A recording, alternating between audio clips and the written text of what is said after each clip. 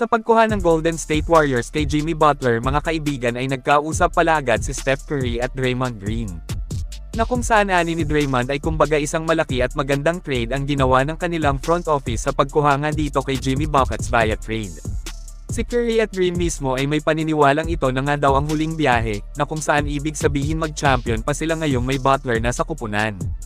Kilala naman po natin ang kakayahan ni Jimmy, talagang totoong maabilidad. Hindi naman siguro ito magiging isang superstar kung hindi siya tunay na magaling. Kung healthy lang pareho ang bagong Big 3 ngayon ng Dubs ay isa ako sa naniniwalang makakabalik finals sila dito, kasi may palag po talaga ang tatlong ito mga halimaw sa playoffs. Kayo mga kaibigan, ano ang masasabi nyo tungkol sa Golden State Warriors? Mag-comment lang. Like, we got Jimmy Butler. Like, this is no small deal. It's Jimmy Butler. Steph, he looked like he got belief. After the trade, he looked at me and he said, man, it's crazy because it just dawned on me that, like, this is it. Yeah. Like, this is the last run. last ride.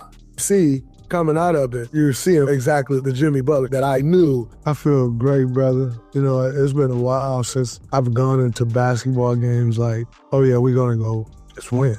Stuff gonna get harder. We're gonna have to figure stuff out, you know, but I know when it's right. Samantala may breaking news po tayo, ayon sa report ni Anthony Slater ng The Athletic mga kaibigan, ay bibigyan ng 10-day contract ng Warriors itong si Kevin Knox to.